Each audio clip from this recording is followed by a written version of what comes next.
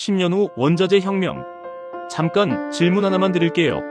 지금 이 순간 당신 손 안에 스마트폰, 그 안에 들어있는 히토류, 어디서 온 줄 아세요?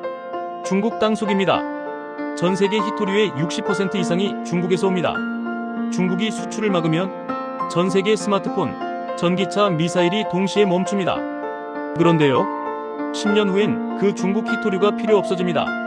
아니, 정확히는 이렇게 됩니다. 버려진 스마트폰 더미에서 히토류를 뽑아냅니다.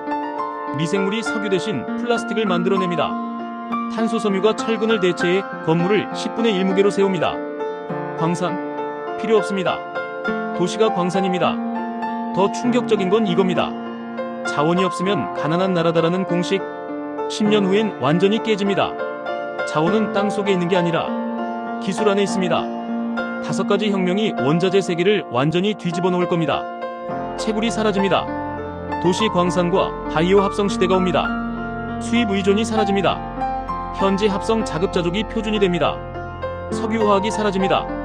미생물이 플라스틱을 만드는 시대가 시작됩니다. 철근이 사라집니다. 탄소 섬유가 건축을 재정의합니다. 히토류 수입이 사라집니다.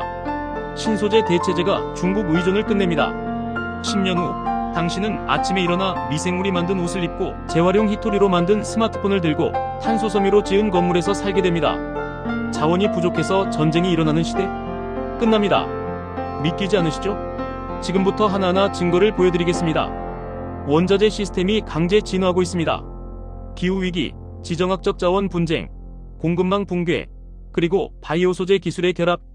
이 4가지 압력이 우리가 알던 자원의 개념을 완전히 뒤집고 있습니다.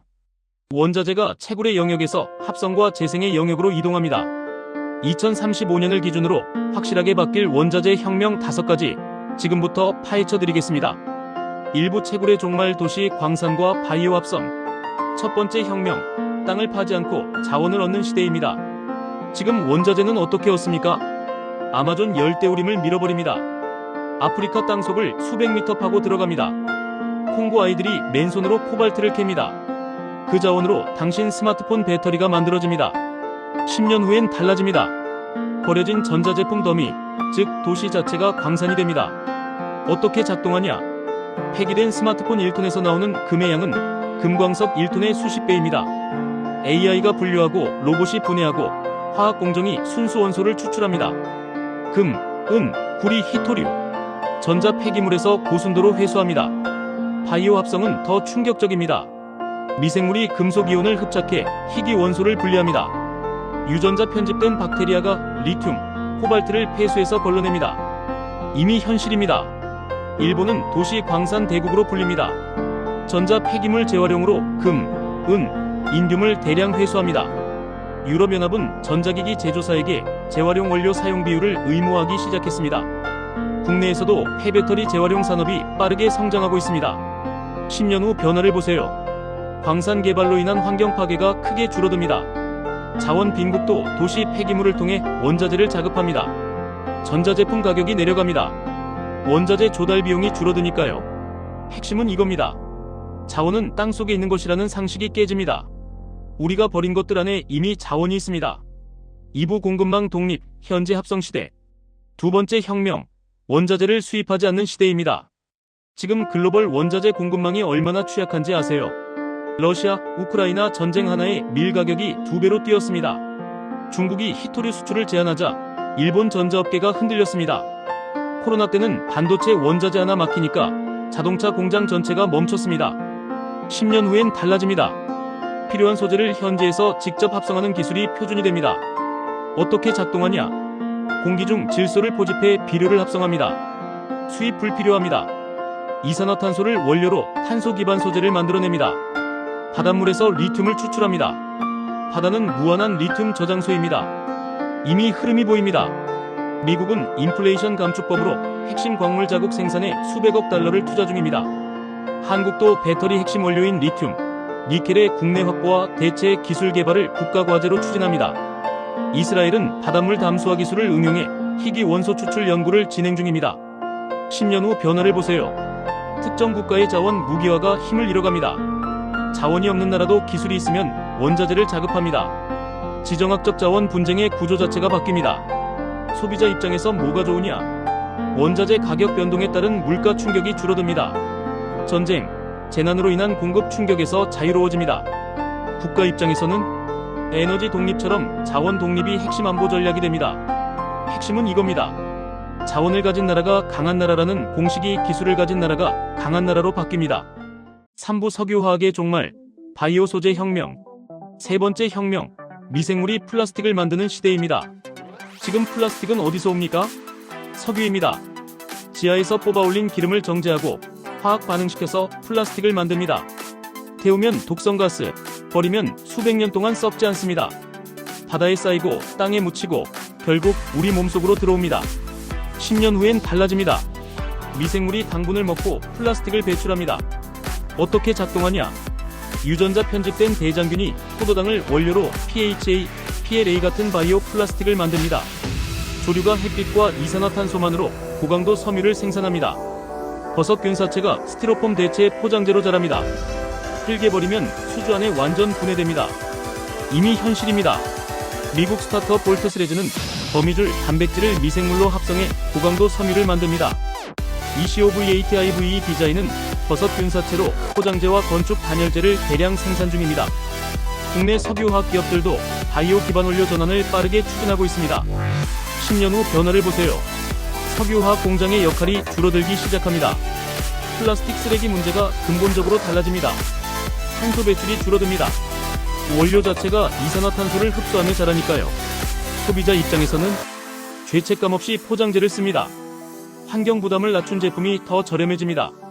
기업 입장에서는 탄소 규제 부담에서 자유로워집니다. 재생 원료 사용으로 ESG 경쟁에서 앞서갑니다. 핵심은 이겁니다. 석유에서 뽑는 플라스틱이 아니라 생명이 만드는 플라스틱으로 원자재의 기원이 완전히 바뀝니다. 4부 철근의 대체 탄소섬유 건축 혁명. 네 번째 혁명, 건물이 가벼워지는 시대입니다. 지금 건축에서 가장 많이 쓰는 소재가 뭐냐고요? 철근과 콘크리트입니다. 무겁고 녹슬고 만드는데 엄청난 에너지가 들어갑니다. 전 세계 탄소 배출의 약 8%가 시멘트 생산에서 나옵니다. 그 무거운 구조물을 세우려고 또 엄청난 에너지를 씁니다. 10년 후엔 달라집니다. 탄소섬유와 신소재 복합재가 철근을 대체합니다. 어떻게 작동하냐? 탄소섬유는 철보다 강하면서 무게는 훨씬 가볍습니다. 같은 강도를 내면서 구조물 전체 무게를 크게 줄입니다. 가벼우면 기초 공사가 간소해집니다. 지진에도 강합니다. 충격 흡수 능력이 뛰어나니까요. 배수부식 없습니다. 탄소섬유는 녹슬지 않습니다. 이미 현실입니다. 항공우주 산업에서 탄소섬유는 이미 표준 소재입니다. 보잉 787의 동체 절반 이상이 탄소섬유 복합재입니다. 건축 분야에서도 교량, 고층 건물의 탄소섬유 보강재 적용이 빠르게 확산되고 있습니다. CFRP 탄소섬 유광화 플라스틱 생산 비용이 지속적으로 하락하면서 건축 적용이 가속화됩니다. 10년 후 변화를 보세요. 건물 무게가 줄어들면 더 높이, 더 얇게, 더 자유롭게 지을 수 있습니다. 건설 탄소 배출이 크게 줄어듭니다. 내구성이 높아져 유지보수 비용이 감소합니다. 설계 자유도가 극적으로 올라갑니다. 곡선, 비정형 구조가 쉬워집니다. 핵심은 이겁니다. 무거운 것이 강하다는 건축의 상식이 깨집니다. 가벼운 것이 더 강하고 더 오래가고 더 환경에 좋은 시대가 옵니다. 5부 자원 독립, 히토류 대체재 개발. 5번째 혁명, 히토류 없이도 되는 시대입니다. 히토류가 뭔지 아세요? 스마트폰, 전기차 모터, 풍력 발전기, 미사일 유도장치, 첨단 제품 거의 모두에 들어가는 17가지 금속 원소입니다. 그런데 이 히토류의 채굴정제 능력 대부분이 중국에 집중되어 있습니다. 2010년 중국이 일본에 히토류 수출을 제한하자 일본 전자자동차 업계가 크게 흔들렸습니다. 이게 단순한 무역 문제가 아닙니다. 히토류는 현대 문명의 급소입니다. 10년 후엔 달라집니다. 히토류 없이 작동하는 대체 기술과 신소재가 쏟아집니다. 어떻게 작동하냐? 히토류 없는 연구자석 개발이 전 세계에서 동시에 진행 중입니다. 페라이트, 지라철 기반 자석이 네오디뮴 자석을 대체하기 시작합니다. 전기차 모터 설계를 바꿔 히토류 사용량 자체를 줄입니다. AI가 수백만 가지 신소재 조합을 시뮬레이션하며 대체재를 찾아냅니다. 이미 흐름이 보입니다. 일본 도요타는 히토류 사용량을 크게 줄인 모터를 개발해 양산에 적용했습니다. 미국 에너지부는 히토류 대체 소재 개발에 대규모 투자를 지속하고 있습니다. 한국도 히토류 비축과 동시에 대체 소재 연구를 국가 전략으로 추진 중입니다. 핵심은 이겁니다. 히토류를 가진 나라가 기술을 지배한다는 공식을 기술이 히토류의 지배를 끊는다로 역전시키는 겁니다. 정리하겠습니다. 핵심은 이겁니다. 자원이 땅속에서 기술 속으로 이동합니다. 가진 나라가 아니라 만들어내는 나라가 강한 나라가 됩니다. 자, 이제 질문 드리겠습니다. 이 5가지 혁명 중에서 당신이 가장 기대하는 건 뭔가요? 버린 스마트폰에서 금을 뽑아내는 도시 광산인가요? 미생물이 만들어내는 친환경 플라스틱인가요? 아니면 중국 히토리 없이 돌아가는 전기차 모터인가요? 그리고 한 가지 더. 지금 당신이 쓰는 제품 중에서 가장 먼저 친환경 원자재로 바뀌었으면 하는 게 있다면 뭔가요? 포장재, 전자기기 부품, 건축자재, 원자재 전쟁은 끝나지 않았다. 하지만 전쟁의 무기가 바뀌고 있다. 이 변화에 동의하시나요? 댓글로 남겨주세요. 저는 바이오 플라스틱이 빨리 상용화됐으면 합니다. 그래도 히토리 없이 성능이 지금만큼 나올 수 있을까요?